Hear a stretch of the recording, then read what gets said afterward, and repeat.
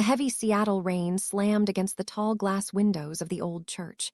The sound was loud, drumming a steady beat that matched the pounding in Maya's chest. The hallway was dark, lit only by a few flickering candles on the stone walls.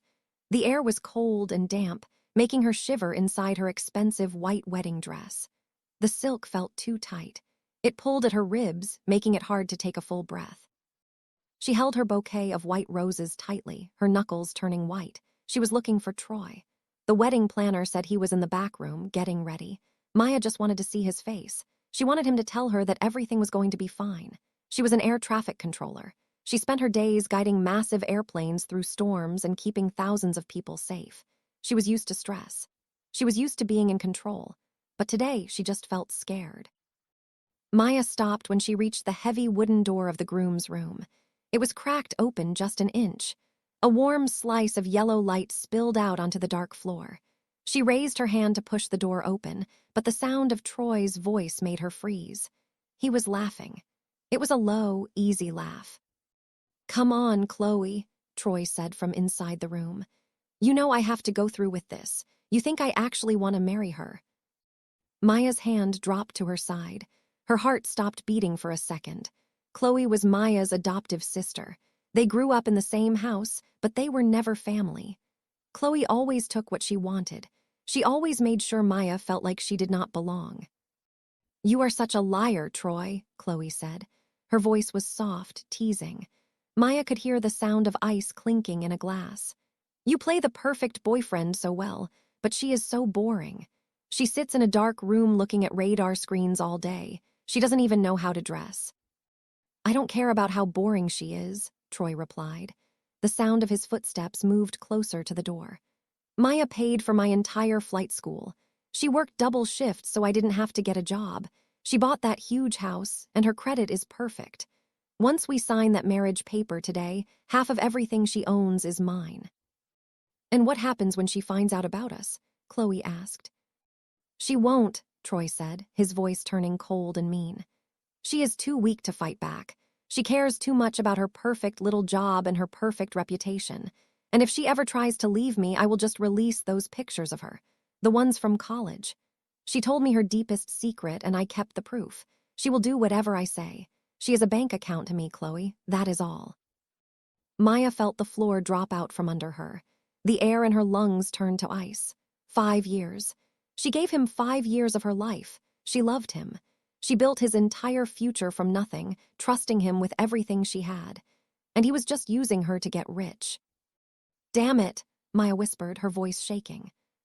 She took a quick step backward, wanting to run, but her heel caught on the heavy hem of her dress. She stumbled, falling back into the dark hallway. She braced herself to hit the hard stone floor, but she never did. A solid wall of muscle stopped her fall. Large, warm hands grabbed her bare shoulders, holding her up with incredible strength. Maya gasped, the smell of expensive cedar cologne and fresh rain filling her nose. She looked up. A tall man stood in the shadows behind her. He wore a dark, perfectly tailored suit. His jaw was sharp, covered in a light shadow of dark hair. His eyes were a piercing, cold blue. They locked onto hers, reading every single emotion on her face. It was Declan Cross, the billionaire owner of Cross Aeronautics. He was the man who owned the very airline Troy was trying to work for. Declan did not let go of her shoulders. He leaned down, his face close to hers. "You look like a woman who is about to make a massive mistake," he whispered, his voice deep and rough. He glanced at the cracked door, then looked back at her tear-filled eyes. "Don't marry him, marry me." Is your heart racing, waiting to see what Maya decides to do? Don't just cross your fingers and hope for a part 2 in the comments. Please leave a like if you are enjoying the story so far. It really helps the algorithm push more videos like this to you. Also, let me know where in the world you are watching from, or rate this video from 1 to 10 in the comments below. If you want to take absolute control of this story, join the exclusive Timeless K-Love membership. Our members do not just ask for the next chapter, they demand it. As a VIP story director, you call the shots and decide which cliffhangers get resolved first. Support the channel by grabbing me a coffee or becoming a member through the Gumroad link in the description and the pinned comment. Take control of the romance and let's get back to the story. Maya stared at the billionaire, her mind spinning completely out of control. Her chest heaved up and down. The white roses in her hand trembled so violently that a few petals broke off and drifted to the floor. She opened her mouth to speak, but no words came out. Inside the room, Troy laughed again. The sound made Maya's stomach turn violently. Declan did not wait for her to answer. His grip on her shoulders shifted. He grabbed her hand, his long fingers wrapping tightly around hers. "Walk with me," he said in a low command. He pulled her away from the door before Troy or Chloe could hear them. He moved fast, his long legs eating up the distance in the dark hallway. Maya had to jog to keep up, her heavy dress dragging loudly against the stone floor. He pulled her around a corner and pushed open a heavy wooden door. It was an empty supply room, smelling of old dust and candle wax. Declan stepped inside and pulled her in with him. He shut the door softly until it clicked. The darkness of the room wrapped around them, broken only by the gray light pouring through a small, rain-streaked window. Maya pulled her hand away from his, wrapping her arms around her own waist. She felt cold, so incredibly cold. "What are you doing?" she asked, her voice cracking. "Why are you here?" "Troy invited me," Declan said. He leaned his back against the closed door and crossed his arms over his chest. He looked completely calm, a total contrast to the panic destroying Maya from the inside out. "He has been begging my office for an interview for 6 months. He thought inviting the CEO to his wedding would make him stand out. It did. It made him look like a desperate kiss-ass." Maya closed her eyes. A hot tear slipped down her cheek. "He is going to ruin me," she whispered to the empty room. "He is going to take my house. He has pictures that could get my security clearance revoked at the control tower. My whole family is out there waiting for me to walk down the aisle. If I cancel right now, they will destroy me." "Then don't cancel," Declan said flatly. Maya opened her eyes and glared at him. "Are you insane? Did you not just hear what he said?" "I heard him," Declan replied. He pushed off the door and took a slow step toward her. The small room made him look even larger. He took up all the space, all the air. "I heard a weak, pathetic man planning to steal from a woman who built him, but I also know who you are, Maya." Maya frowned, taking a tiny step back. "You don't know me." "I know you are the lead air traffic controller at Seattle-Tacoma," Declan said, his blue eyes never leaving her face. "I know you handled the radar blackout last winter and safely landed 40 commercial jets without a single incident. I know you are brilliant. You are calm under pressure. And right now, you are letting a piece of shit dictate your future." Maya swallowed hard. The truth of his words hit her like a physical blow. She had let Troy control her. She had been so desperate for a real family, so desperate to prove to her awful adoptive parents that she was worthy of love, that she ignored all the red flags. "You said, marry you," Maya stammered, pointing a shaking finger at him. "Why would you say that? We don't even know each other." "Because I have a problem and you are the exact solution I need," Declan said. His voice was all business now, cold, sharp, and direct. "My grandfather started Cross Aeronautics. He left a clause in his trust. I cannot take full control of the board and the voting shares until I am married and stable. The board thinks I am a wild card. They think I care more about making money than building a legacy. They want a family man. They want an anchor." Maya stared at him, trying to process the information. "You want a fake marriage." "I want a contract," Declan corrected her. He reached inside his suit jacket and pulled out a sleek silver pen, rolling it between his fingers. "A legal, binding agreement. We get married. You play the part of my loving wife at corporate events. You smile for the cameras. In exchange, I fix your problem today." "How?" Maya asked, her voice a rough whisper. "How do you fix this?" "I am a billionaire, Maya," Declan said, stepping so close she had to tilt her head up to look at him. "I have the best lawyers and security teams on Earth. You walk out that door with me right now. We leave this church. I will buy the debt Troy owes. I will find those pictures and destroy them before he even knows they are gone. And when the time is right, we will crush him together. I will make sure he never flies a plane for the rest of his miserable life." Maya's heart hammered against her ribs. She looked down at her white dress. She thought about her adoptive mother sitting in the front row, probably whispering insults about Maya's hair or makeup to the guests. She thought about Troy laughing with Chloe about draining her bank accounts. They all thought she was stupid. They all thought she would just take the abuse forever. "Fuck them," Maya whispered. Declan stopped rolling the pen. A slow, dangerous smile spread across his face. It was the first time she had seen him smile, and it made her stomach drop in a strange, thrilling way. "Exactly," Declan said. He held out his large hand, palm up. "You spent your whole life building other people's futures. It is time to build your own. Let them sit in the pews and wait. Let them rot. Come with me." Maya stared at his hand. This was madness. She was supposed to walk down the aisle in 10 minutes. The organ music would start playing soon. But if she walked down that aisle, her life was over. She would be a prisoner to a man who hated her. If she took Declan's hand, she was stepping into the unknown. She was tying herself to a ruthless billionaire who only wanted her for a business deal. But he was offering her the one thing she wanted more than anything else in the world: revenge. Maya reached out. Her fingers trembled as she placed her hand inside his.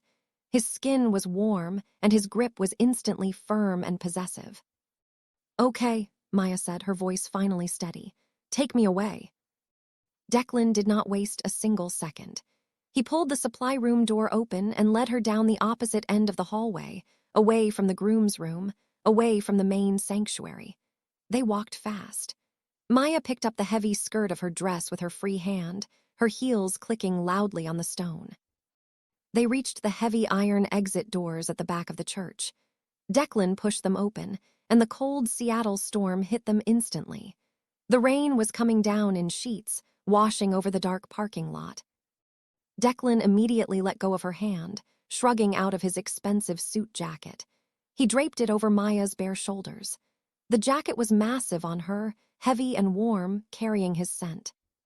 A sleek, black SUV was parked near the curb, its engine running smoothly. The driver jumped out with a large black umbrella, holding it open as Declan led Maya to the back door. Maya paused with one foot inside the car. She looked back at the church. Through the thick glass, she could see the blurry lights of the sanctuary. The organ music had started. They were waiting for her. "Get in, Maya," Declan said gently from behind her. The rain was soaking his white dress shirt, making it stick to his broad chest. "There is nothing left for you in there." She nodded once, sliding into the dark, leather-scented back seat of the car. Declan climbed in right after her, slamming the heavy door shut. The sound of the rain was instantly muted. The car was quiet, warm, and private. The driver got behind the wheel and pulled away from the curb. The tires splashed through deep puddles as they drove away from the church, leaving Troy, Chloe, and the rest of the liars behind. Maya pulled Declan's jacket tighter around her body. She was sitting in a wedding dress next to a stranger. She had no idea where they were going. She had no idea what the contract would really cost her. But as she watched the church disappear in the rearview mirror, she felt something she had not felt in years. She felt free. "So," Declan said, breaking the silence as he leaned back into the leather seat. He looked at her, his eyes dark and serious in the dim light of the car. "Let's talk about the terms of our marriage." Maya pulled the heavy suit jacket tighter around her chest. The heater in the SUV hummed quietly, blowing warm air over her freezing legs. She looked at Declan. His white shirt was damp from the rain, clinging to his thick shoulders. He did not look like a man who just ruined a wedding. He looked completely calm, like he was sitting in a normal business meeting. "What terms?" Maya asked, her voice shaking just a little bit. "You said you needed a wife to get control of your company. How long do I have to pretend?" "1 year," Declan said. He kept his blue eyes locked on hers. 365 days. You will move into my penthouse in the city. You will keep your job at the airport because I know you love it. But on your days off, you belong to me. We will go to charity dinners. We will stand on red carpets. You will smile at my board members and tell them how we fell in love." Maya swallowed hard. "And what do you get out of this exactly? Why me?" "My grandfather's trust unlocks when I prove I am stable," Declan explained. His voice was deep and steady, drowning out the sound of the rain hitting the roof. The board of directors thinks I am too aggressive. They think I take too many risks. They want to see me tied down to a good, normal woman. You are perfect. You are an air traffic controller. You save lives. You have a clean background. You are exactly the kind of woman who makes a man look grounded. Maya looked down at her lap.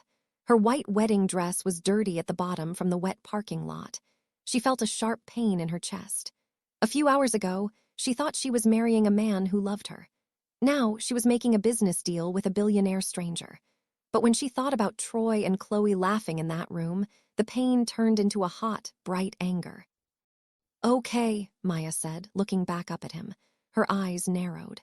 If I am giving you a year of my life, you are going to give me exactly what I want. No tricks. Declan leaned forward slightly. A dark look of interest flashed in his eyes. Tell me what you want, Maya. Troy owes me $80,000, Maya said flatly. I paid for his flight school. I paid off his car. I want every single penny back in my bank account by Friday. I also want my house. My name is on the paper, but he refused to move out. I want him gone. Declan nodded slowly. Done, what else? Maya took a deep breath. Her hands formed tight fists in her lap. The pictures. When we were in college, I trusted him. I let him take photos of me. Private photos. He told me he kept them in a hidden folder on his laptop. If the government finds out about those pictures, they will take away my security clearance. I will never work in a control tower again. I need that folder gone forever. Declan did not blink. He reached into his pocket and pulled out his phone. He dialed a number and put the phone to his ear. Maya sat completely still, watching him. Vance, Declan said into the phone. His voice turned hard and cold. I have a job, a man named Troy Evans. He is currently at the Holy Cross Church on 4th Avenue. I want his entire digital life wiped clean. Hack his phone, his laptop, and his cloud storage. Look for hidden picture folders. I want it all deleted, and I want his hard drives completely fried. Do not leave a single trace. Declan listened for a second, then spoke again. When you are done with that, look into his flight school records. Find a way to flag his license. I want him grounded. He never flies a plane again. Understood. Maya's mouth fell open slightly. She watched Declan hang up the phone and slip it back into his pocket. He looked at her like he had just ordered a cup of coffee. Is it really that easy? Maya whispered. When you have enough money, everything is easy, Declan replied. He leaned back against the leather seat. By tomorrow morning, Troy will have no pictures, no money, and no career. And if he tries to come after you, my security team will break his legs. Are my terms acceptable? Maya let out a breath she did not know she was holding. For 5 years, Troy made her feel small. He made her feel like she was always one mistake away from losing everything. And in exactly 2 minutes, Declan had destroyed him. A strange, wild feeling of relief washed over her. Yes, Maya said. Your terms are acceptable. Declan reached across the wide seat. He did not grab her hand to shake it. Instead, his large fingers gently brushed a wet piece of hair away from her face. His touch was rough, but surprisingly careful. Good. Now stop shivering. You are safe. The black SUV turned off the wet street and drove down a steep ramp into a brightly lit underground parking garage. The driver parked the car next to a row of very expensive sports cars. Declan opened his door and stepped out into the dry air of the garage. He walked around to Maya's side and held his hand out to her. Maya took his hand and stepped out of the car. Her legs felt weak. The heavy dress dragged on the clean concrete floor. She followed Declan to a private set of silver elevator doors. He pressed a button on the wall with his thumb, and the doors slid open instantly. They stepped inside. The elevator was made of dark wood and mirrored glass. Maya looked at her reflection. She looked like a mess. Her makeup was running under her eyes. Her hair was tangled from the wind. Declan's large suit jacket hung off her shoulders like a heavy blanket. Beside her, Declan looked tall and powerful, even in his wet shirt. The elevator shot upward, moving so fast that Maya's stomach dropped. A moment later, the doors opened, and they stepped straight into the penthouse. Maya stopped walking. She had never seen a place like this in her life. The living room was massive, the size of a whole airplane hangar. One entire wall was made of glass, looking out over the dark, rainy city of Seattle. The floors were black marble, shining under the soft lights. There were huge white couches, a massive stone fireplace, and a kitchen with dark metal counters. It looked like a museum. It looked incredibly lonely. "You live here by yourself?" Maya asked, looking around the empty space. "Yes," Declan said. He walked over to a dark wooden table and dropped his keys on it. "I work long hours. I only come here to sleep." He turned around and looked at her.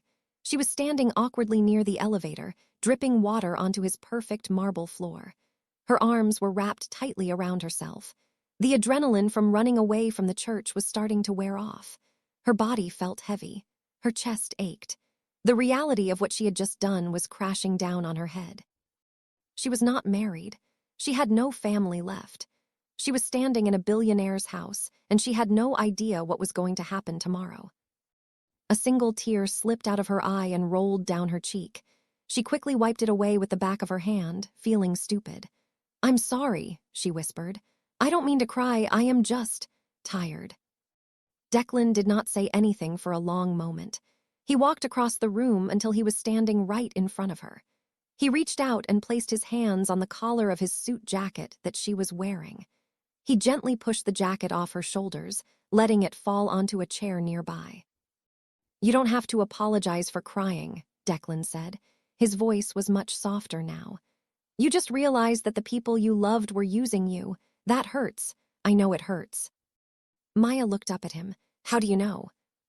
"Because the exact same thing happened to me," Declan said quietly. His blue eyes looked dark and full of old anger. "When my father died, everyone in my family tried to steal the company. My uncles, my cousins. They all smiled at my face and tried to stab me in the back. That is why I built the contract. I don't trust anyone, Maya. I only trust paper and rules." Maya stared at his face. He was not just a cold billionaire. He was a man who had been hurt just like her. He just hid it better. He hid it behind expensive suits and big glass windows. "Come on," Declan said, stepping back. "You need to get out of that dress before you freeze to death. I will show you your room." He walked down a wide hallway, and Maya followed him.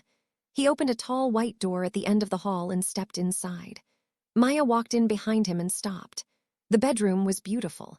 It had a massive bed with thick gray blankets, soft rugs on the floor, and its own private bathroom made of white stone. "This is yours," Declan said.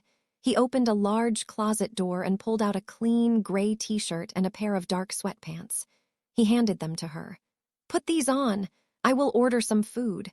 We have a lot of planning to do tomorrow." Maya took the clothes. They smelled like him, like cedar and clean soap.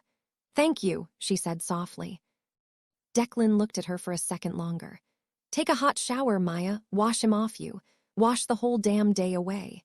Tomorrow, your new life begins."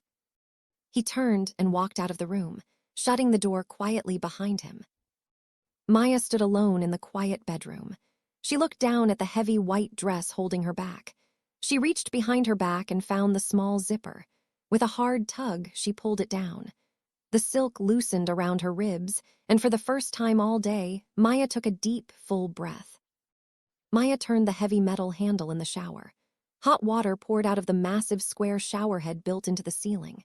It hit the dark stone floor with a loud, hissing sound. She stepped under the water, letting it burn her freezing skin. It felt like fire, but she did not turn the temperature down. She closed her eyes and tilted her head back. The thick bridal makeup melted off her face. The heavy hairspray washed out of her dark hair, running down her back in dirty streams.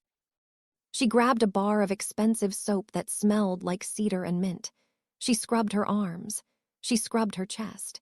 She pressed her nails into her skin until it turned red. She wanted to scrub away every single memory of Troy. She wanted to wash off the 5 years she wasted cooking for him, cleaning up after him, and believing his lies. "I am a bank account to me, Chloe. That is all." Troy's voice echoed in her head over the loud noise of the running water. Maya stopped scrubbing. She dropped the soap on the floor. Her hands curled into tight fists at her sides. She did not feel sad anymore. The crying was completely done. A dark, hot wave of pure anger washed over her. She gave that man everything. She worked night shifts at the radar tower, drinking cheap coffee and staring at glowing green dots until her eyes burned, just so he could sleep in a warm bed. and he laughed at her. "Stupid," Maya whispered to herself. "You were so damn stupid." But she was not going to be stupid anymore. Declan was right. It was time to build her own life. She turned off the water. The bathroom was filled with thick, warm steam. She grabbed a huge white towel from a heated rack and wrapped it tightly around her body. She dried her hair quickly, not caring that it was a tangled mess. She picked up the gray clothes Declan gave her. The t-shirt was massive. The hem reached all the way down to her knees, and the short sleeves fell past her elbows. The sweatpants were so long she had to roll the waist up 3 times just to keep them from falling off her hips. She walked out of the bathroom and looked at the bedroom. The storm was still blowing outside. The wind hit the huge glass windows, making a low, whistling sound. The room was completely dark, lit only by the glowing streetlights of the city far below. Maya climbed into the massive bed. The gray blankets were incredibly soft. She pulled them up to her chin and closed her eyes. She expected to lie awake all night, worrying about her adoptive mother calling her or Troy trying to find her. But the exact opposite happened. The bed smelled faintly of Declan's cologne. The penthouse was quiet and safe like a fortress. For the first time in 5 years, Maya did not have to worry about making someone else happy. She took one deep breath and fell into a deep, heavy sleep.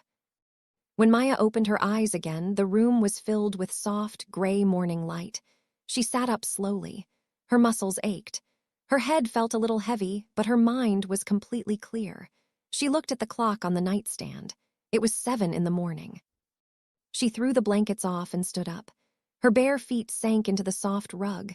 She walked out of the bedroom and went down the wide hallway. The penthouse was totally silent. The smell of strong, fresh coffee filled the air. Maya walked into the huge living room. The Seattle sky outside the glass wall was covered in dark, heavy clouds. The rain was gone, but the city looked cold and gray. Declan was sitting at the dark wooden dining table. He was already wearing a fresh suit, though he had not put the jacket or tie on yet. His crisp white shirt was unbuttoned at the collar. He was staring at a glowing silver tablet, his face completely serious. A large cup of steaming black coffee sat next to his hand. He looked up when he heard her bare feet on the marble floor. His blue eyes scanned her from head to toe. He looked at his huge t-shirt hanging off her small frame and the messy tangle of her dark hair.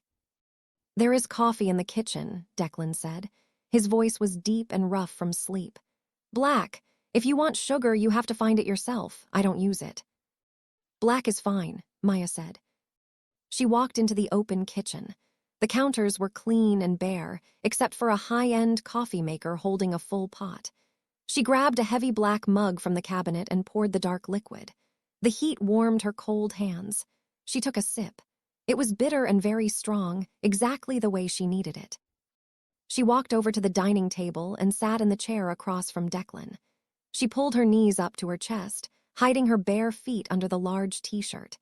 She took another slow sip of her coffee, watching him read the screen.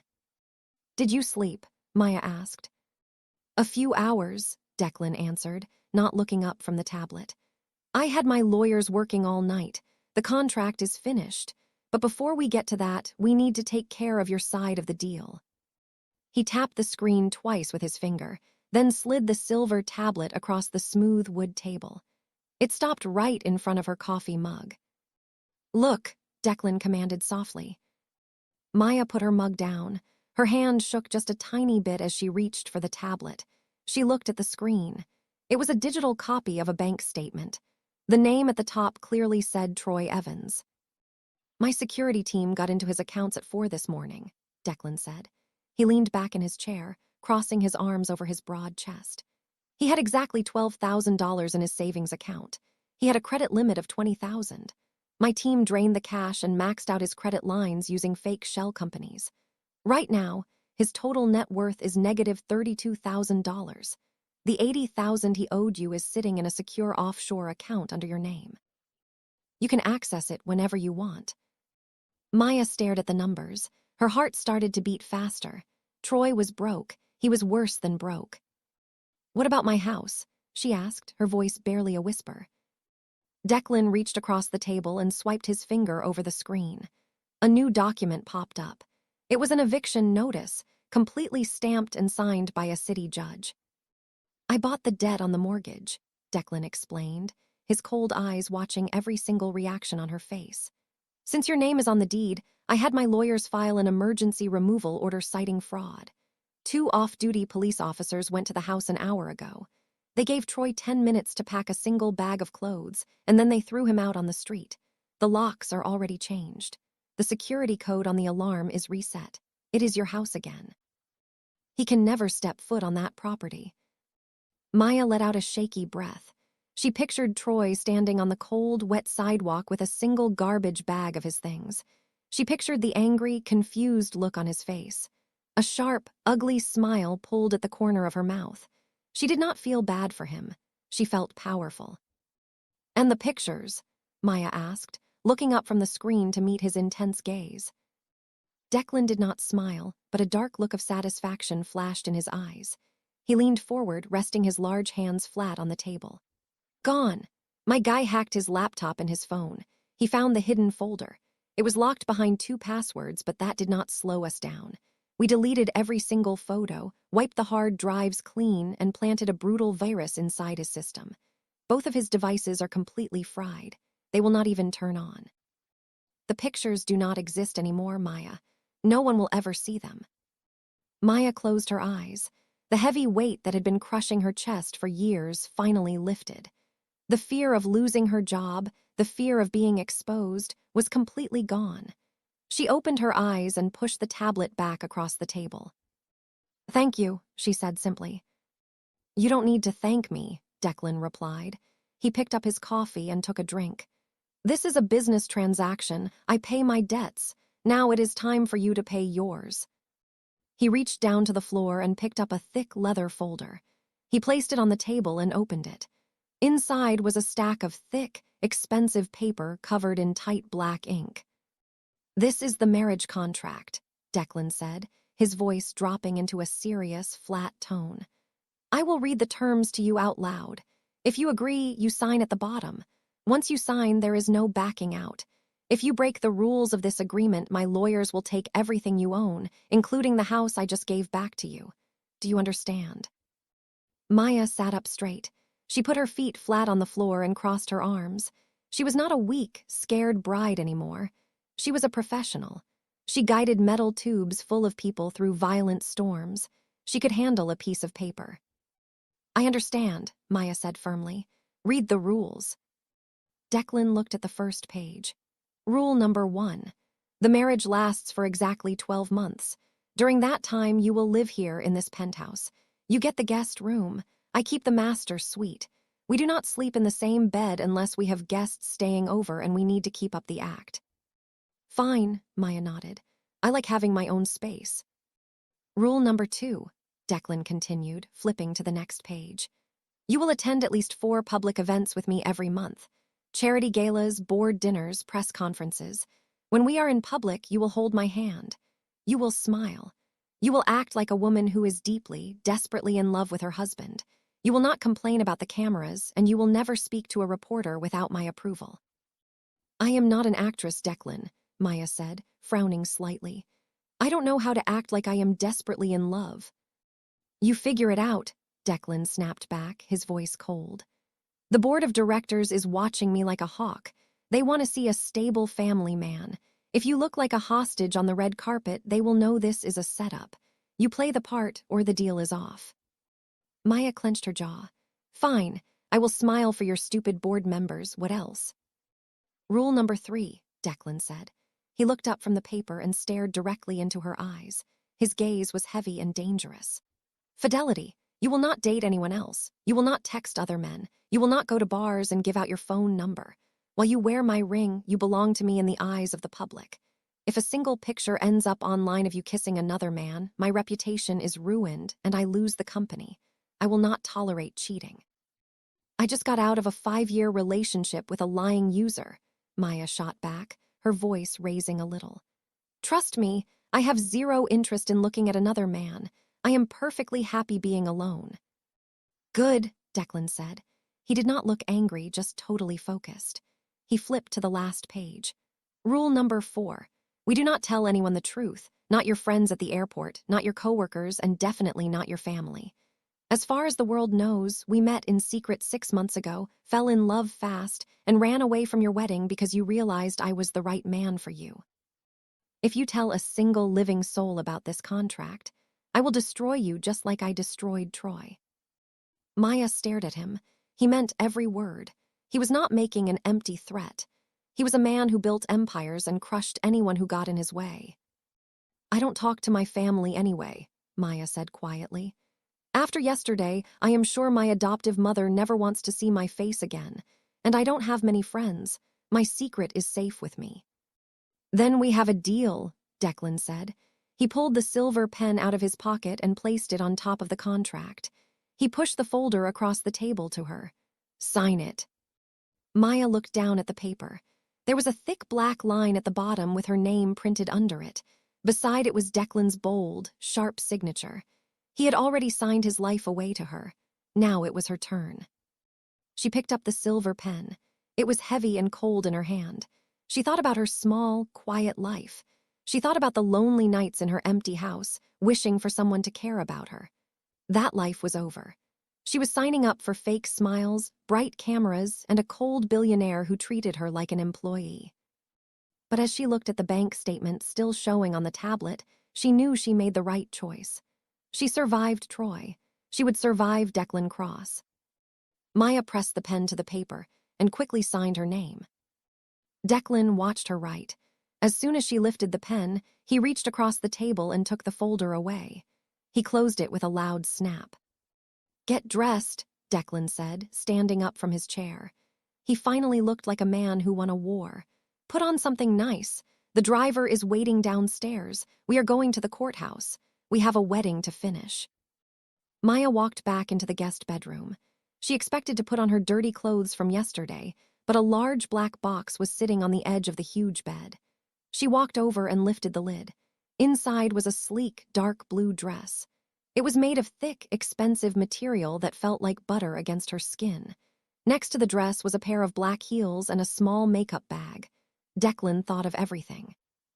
He did not ask her what size she wore, but when she slipped the dress over her head, it fit her body perfectly. It was simple, professional, and elegant.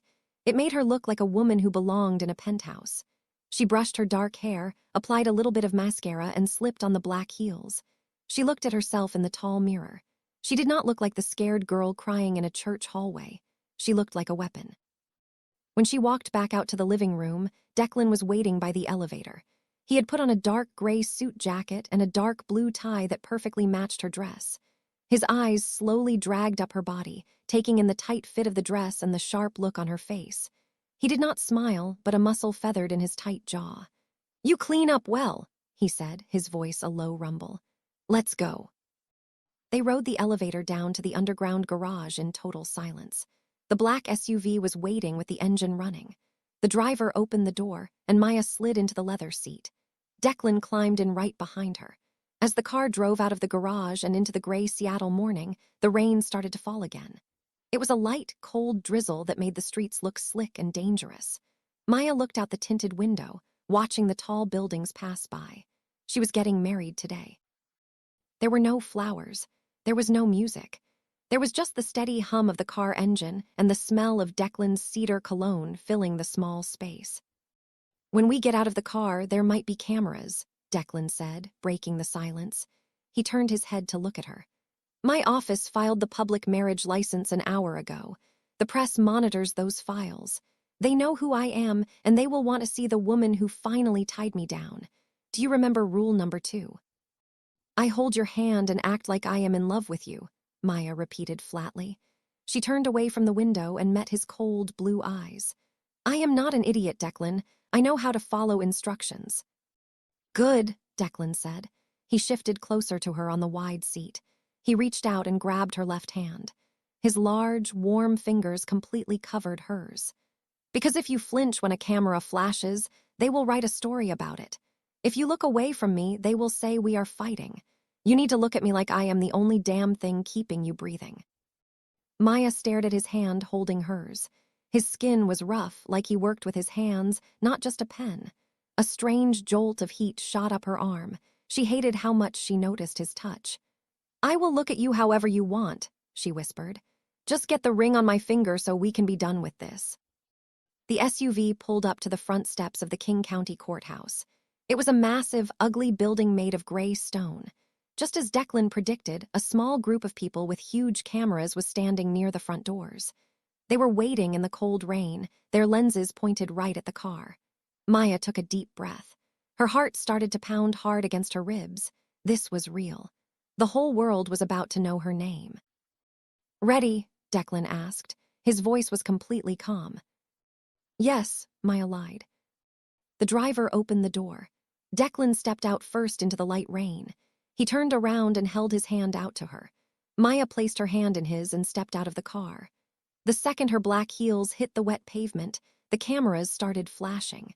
The bright white lights blinded her. Men and women started shouting questions, their voices echoing loudly off the stone walls of the courthouse. "Mr. Cross, over here. Who is the lucky lady?" "Declan, is it true you are getting married today? What about the board vote next week?" "Miss, look this way. What is your name?" Maya froze for a single second. The noise was too much. The flashing lights made her head spin. But before she could panic, Declan pulled her tight against his side. He wrapped his thick arm securely around her waist, his hand resting hot and heavy on her hip.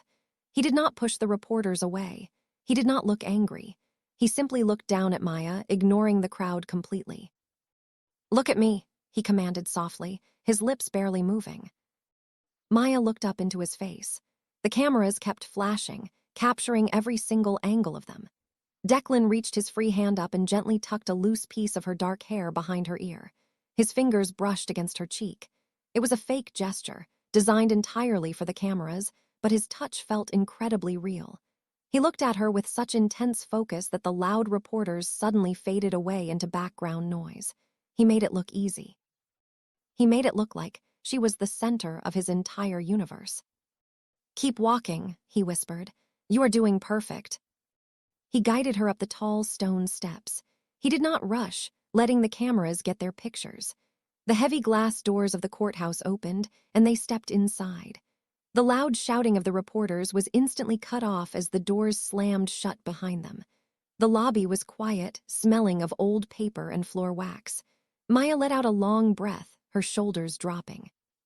"That wasn't so bad," Declan said, dropping his arm from her waist. The warm, protective look on his face vanished instantly, replaced by his usual cold business stare. "My lawyers are waiting on the third floor. Let's get this over with." Maya felt a stupid, tiny pinch of disappointment when he let her go. She ignored it and followed him toward the metal detectors. They rode a slow, noisy elevator up to the third floor. The hallway was lined with wooden benches.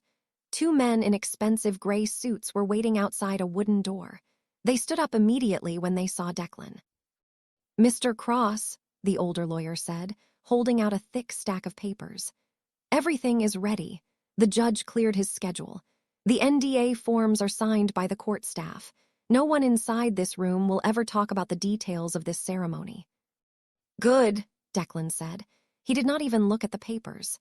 He opened the heavy wooden door and walked into the judge's chambers. The room was small and boring. It had dark wood walls, a large desk, and a fake green plant in the corner. An older judge with tired eyes was sitting behind the desk. He stood up when Declan walked in. He looked nervous. People did not usually bring billionaires into his small office. "Mr. Cross, Miss Johnson," the judge said, holding a small black book. "We can make this as quick as you like. Do you have rings?" "I do," Declan said. He reached into his suit pocket and pulled out a small black velvet box. He did not open it. He just held it in his large hand. "Very well," the judge said, clearing his throat. "Please stand together." Maya stepped closer to Declan. Her hands were shaking again. She thought about yesterday. She thought about the huge church, the white flowers, and her adoptive mother sitting in the front row. She thought about how much she wanted that fake life to be real. Now she was standing in a dusty office with a man she met 24 hours ago. It was sad. It was dark. But it was honest. There were no lies here. This was a deal. The judge started reading the standard legal words. He talked about duty, loyalty, and the law. He did not talk about love. Maya stared straight ahead at the fake plant in the corner. She listened to the rain hitting the small window behind the judge's desk. "Declan Cross, do you take this woman to be your lawfully wedded wife?" the judge asked. "I do," Declan said. His voice was strong, totally empty of emotion. "Maya Johnson, do you take this man to be your lawfully wedded husband?" the judge asked, looking at her. Maya swallowed the hard lump in her throat. She thought about Troy sleeping on the street.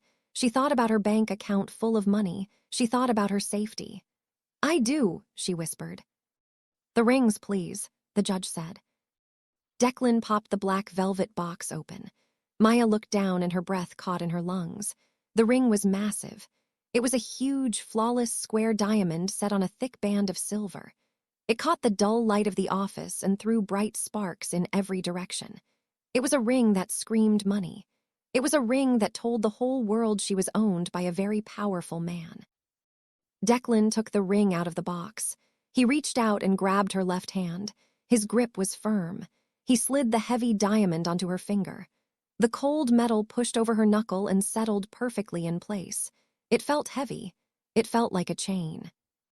"By the power vested in me by the state of Washington, I now pronounce you husband and wife," the judge said, closing his small black book. "You may kiss the bride." Maya's head snapped up. She looked at Declan. Kissing was not in the contract. They agreed not to sleep together. They agreed to fake it for the cameras. But the lawyers were watching. The judge was watching. If they did not kiss, it would look suspicious. Declan did not hesitate. He stepped into her space, his tall body blocking out the rest of the room. He raised his hands and grabbed both sides of her face. His thumbs rested lightly on her cheekbones. He leaned down, his eyes locking onto hers. "Don't move," he whispered roughly. He pressed his lips to hers. It was not a soft, romantic kiss. It was hard, claiming, and entirely dominant. His mouth moved against hers with a sudden, shocking heat. Maya gasped against his lips, her hands flying up to grab his wrists. She meant to push him away, but her fingers curled into his suit jacket instead. The smell of his cedar cologne filled her head. The heat of his body soaked into hers. For 3 seconds, her brain completely shut down. She stopped thinking about contracts and rules. She just felt him. Then, as fast as it started, he pulled away. He dropped his hands from her face and took a step back. His blue eyes were dark, a totally unreadable storm. He cleared his throat and looked at the judge. "Thank you, Your Honor," Declan said, his voice completely back to normal. "My lawyers will handle the paperwork." He turned around and walked toward the door. Maya stood frozen in the middle of the room. Her lips were tingling. Her heart was beating so fast it actually hurt her chest. She looked down at the massive diamond on her finger. She was married. She was completely tied to a man who could kiss her like that and just walk away like nothing happened. "Coming wife," Declan called out from the open doorway. He was looking at her, waiting. Maya forced her legs to move. She walked across the room and followed him out into the hallway. The lawyers stayed behind to file the papers. Declan and Maya walked to the elevator in silence. When the doors closed, trapping them in the small metal box, the air felt incredibly thick. "You have a shift at the control tower today," Declan said, staring straight ahead at the metal doors. "It starts at 2 o'clock.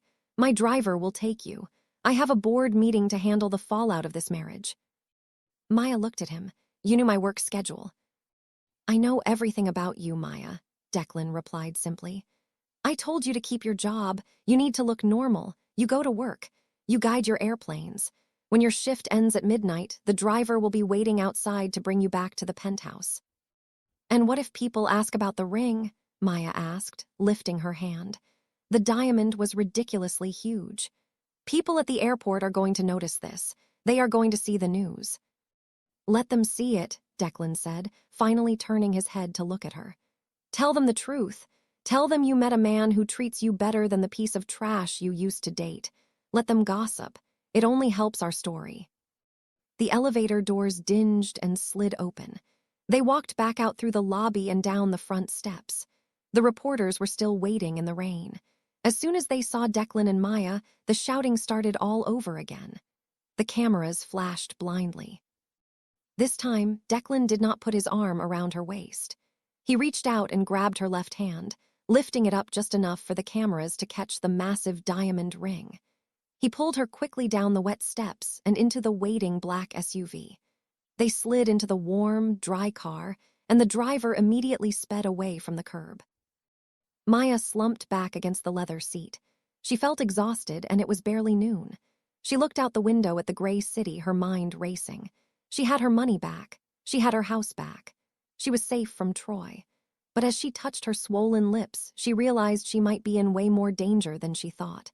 She survived a liar, but she was not sure she could survive a man like Declan Cross. "Driver," Declan commanded from the other side of the seat. "Take my wife to the airport." The black SUV pulled up to the heavy metal doors of the employee entrance at the Seattle-Tacoma airport. The rain was coming down harder now, hitting the roof of the car with a loud drumming sound.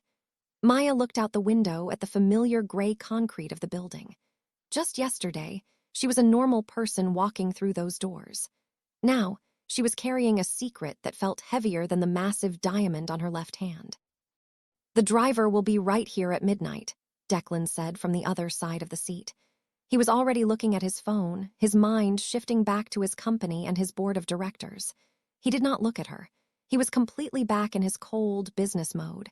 "Do your job. Ignore the noise. I will see you tonight." Maya did not say goodbye. She just opened the door and stepped out into the freezing rain. She ran the short distance to the door and swiped her security badge. The light flashed green, and she walked inside, the heavy metal door slamming shut behind her, cutting off the sound of the storm. She walked straight to the employee locker room. It was empty and smelled faintly of cheap air freshener and wet boots. She stood in front of her gray metal locker and took a deep breath. She carefully unzipped the expensive blue designer dress and let it fall to the floor. She folded it neatly and placed it on the top shelf. She pulled out her normal work clothes, a comfortable pair of faded blue jeans and a soft black sweater. When she pulled the sweater over her head, she looked down at her hands. The square diamond caught the harsh fluorescent light of the locker room and threw bright, sharp sparks. It looked completely ridiculous against her cheap sweater and old jeans. She reached over with her right hand and tried to pull the ring off. She figured she could just put it in her pocket while she worked. But the metal band was tight over her knuckle. It would not budge. She pulled harder, her skin turning red, but the ring stayed exactly where Declan put it. "Fine," Maya whispered to herself. She let her hands drop to her sides. "Let them look." She left the locker room and walked down the long, quiet hallway to the elevator. She hit the button for the highest floor. The elevator carried her up into the tower. When the doors opened, she stepped into the radar control room. The room was kept very dark so the controllers could easily read the glowing screens. The air was cool and smelled of stale coffee and nervous sweat. A low hum filled the space, a mix of computer fans and the constant, quiet chatter of people speaking quickly into headsets. Maya walked over to her designated station.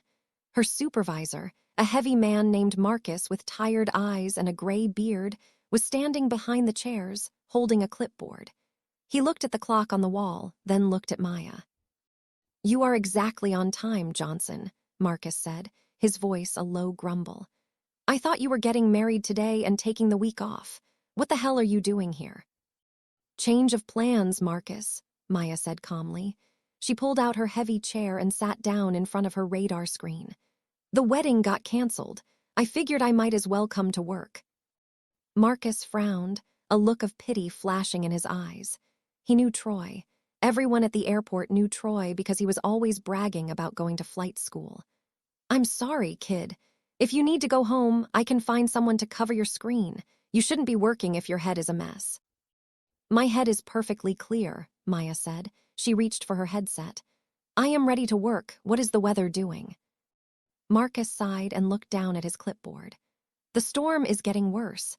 Wind shear warnings on runways 16 left and 16 right. Visibility is dropping fast. It is going to be a miserable shift." "I can handle it," Maya said. She put the headset over her ears and adjusted the small microphone in front of her mouth. She placed her hands on the keyboard and trackball, her eyes scanning the glowing green dots moving across the dark screen. Every single dot was an airplane carrying hundreds of people. She had to keep them separated. She had to guide them safely to the ground through the blinding rain. The controller sitting at the station next to her leaned over. It was Sarah, a woman Maya had worked with for 3 years. Sarah was drinking from a massive thermal mug. "I heard what you told Marcus," Sarah whispered, keeping her eyes on her own screen. "I am so sorry about Troy, Maya. Did he do something stupid? I always told you he was a selfish prick." "He was," Maya agreed softly, clicking her trackball to select a plane on her screen. She pressed the button on her console to open her radio channel. "Seattle approach, this is Delta 4902.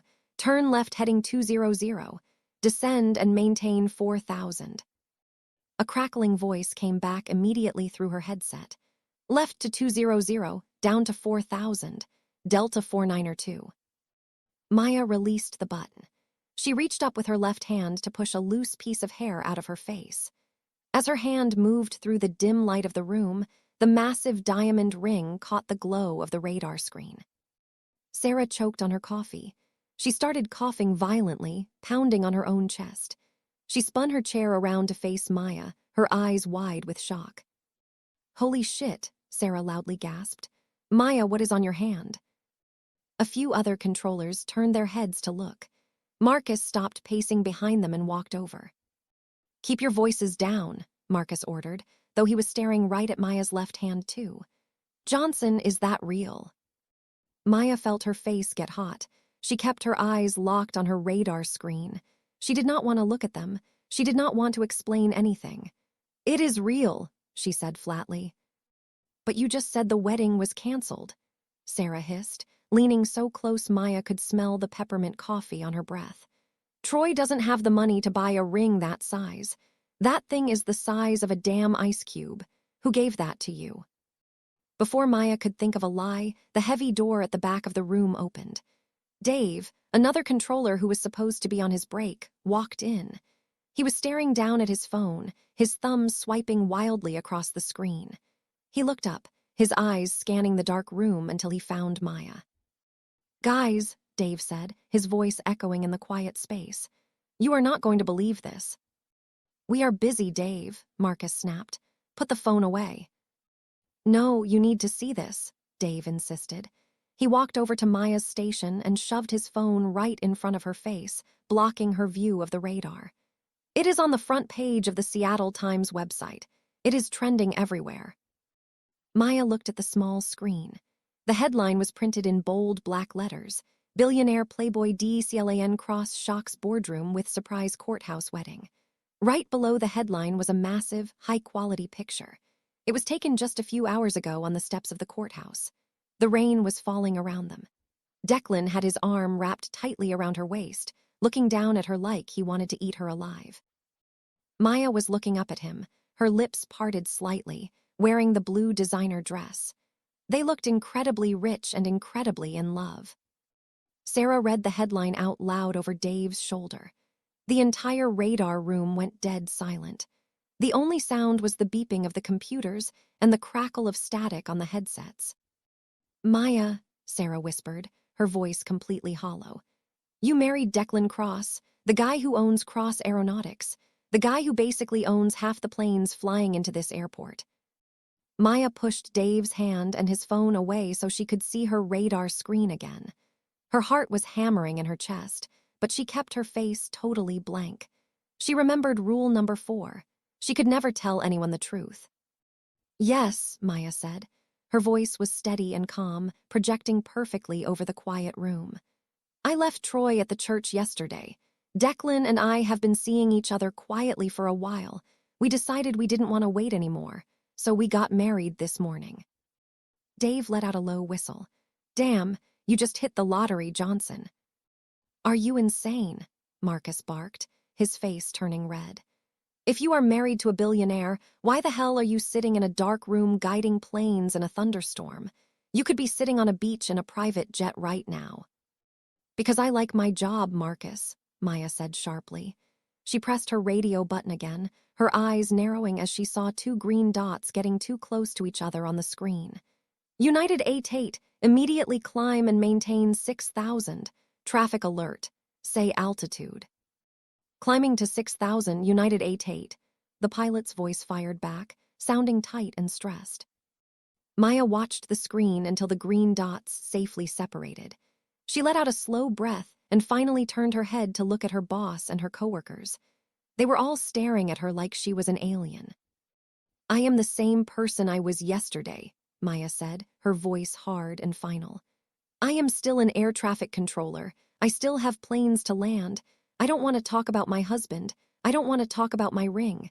I want to do my job. Is that understood?" Marcus stared at her for a long, heavy second. Then he slowly nodded. "Understood. Everybody get back to your screens. The storm is shifting south. We have inbound flights stacking up." Dave quickly walked back to the break room.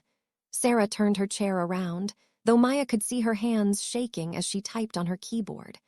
The room went back to its normal, low hum of organized chaos. For the next 10 hours, Maya did not stop moving. The storm pounded the airport. The wind ripped across the runways, making it incredibly dangerous for planes to land. Flights were delayed. Pilots were angry and scared. Maya sat in her chair, her eyes burning from staring at the bright screen, her voice going rough from speaking constantly into the microphone. She guided plane after plane through the dark clouds, keeping them safe, finding them clear paths to the ground. She did not think about Troy. She did not think about the fake contract. For 10 solid hours, she was in total control of her world. When the clock on the wall finally hit midnight, Marcus walked over and tapped her shoulder. "Good work today, Johnson. You handled that mess over runway 16 perfectly. Go home." Maya pulled off her headset. Her ears ached. Her neck was stiff. She rubbed her tired eyes and stood up. "See you tomorrow, Marcus." She walked back to the locker room, grabbed her bag, and rode the elevator down to the ground floor. When she pushed the heavy metal doors open and stepped out into the cold night air, the black SUV was sitting exactly where Declan promised it would be. The driver stepped out and opened the back door for her. Maya climbed in. The car was empty. Declan was not there. The silence in the back seat was heavy and dark. She leaned her head back against the soft leather and closed her eyes as the car drove away from the airport, heading toward the city. The drive took 30 minutes. The SUV pulled into the underground garage of the high-rise building. Maya dragged herself out of the car, carrying her heavy bag over her shoulder. She walked to the private elevator and pressed her thumb against the scanner. The doors opened, and she rode the car up to the penthouse. When the elevator doors slid open into the massive living room, Maya stopped in her tracks. The penthouse was mostly dark. The only light came from a single, low lamp hanging over the large kitchen island. Declan was sitting on a tall metal stool at the counter. He was no longer wearing his perfect suit. The gray jacket was thrown carelessly over a couch. His blue tie was gone, and the top 3 buttons of his white shirt were undone, exposing the thick, dark hair on his chest. His sleeves were rolled up to his elbows, showing off the thick, corded muscles of his forearms. He was holding a short crystal glass filled with dark amber liquid. A half-empty bottle of expensive whiskey sat on the black marble counter next to him. He looked completely exhausted, but his blue eyes were sharp and awake as they locked onto Maya standing by the elevator. "You look tired," Declan said. His voice was a low, rough rumble in the quiet room. Maya dropped her bag on the floor. It hit the marble with a heavy thud. "I am tired. The storm was brutal. I landed 60 planes today." Declan took a slow sip of his whiskey, watching her walk closer. His eyes dragged over her simple black sweater and her old jeans. He seemed to notice how much smaller she looked in her normal clothes. "I saw the news," he said quietly. "Your coworkers saw it too, I assume." Maya walked into the kitchen and stopped on the other side of the counter, facing him. "Yes, they saw the picture. They saw the ring. My supervisor thought I was insane for coming to work." "Good," Declan said. A tiny, dangerous smile played at the corner of his mouth. "That means they believe the story. If you quit your job the day we got married, it would look like a gold digger situation. By staying at the radar tower, you look like an independent woman who just happens to be in love with me. The board loves that angle." Maya crossed her arms tightly over her chest. The memory of the kiss in the judge's office suddenly flashed in her mind. She tried to push it away, but looking at his unbuttoned shirt and the hard line of his jaw made it difficult. "How did your board meeting go?" she asked, wanting to change the subject. Declan's smile vanished. His face turned to stone. He set his glass down on the counter with a loud clink. "They were angry. They do not like being surprised. My uncle tried to call for an immediate vote of no confidence to strip my voting shares." Maya frowned. "Did it work?" "No," Declan said coldly, "because my lawyers slapped the marriage certificate on the table. The trust clause is satisfied. I am legally married to a stable, working-class woman with a perfect background. They could not touch me. I bought myself the year I need to clean out the board and lock down my total control of the company." "So it worked," Maya said softly. "We both got what we wanted." "For now," Declan agreed. He picked up the whiskey bottle and poured another splash into his glass. He did not offer her any. "But the old men on the board are suspicious. They want proof that this is a real marriage. They want to see us together interacting." Maya felt a knot pull tight in her stomach. "What does that mean?" Declan picked up his glass and stared at her through the dim light. "It means tomorrow night we are going to a charity dinner. The entire board of directors will be there. The press will be there. You are going to put on a new dress. You are going to hold my arm. And you are going to convince a room full of the most cynical, ruthless people in Seattle that you belong to me." Maya swallowed hard. The quiet, dark kitchen suddenly felt very small. "I will be ready," she whispered. "Go to sleep, Maya," Declan ordered, turning his gaze away from her to look out the dark glass windows at the city lights. "Tomorrow is going to be a war.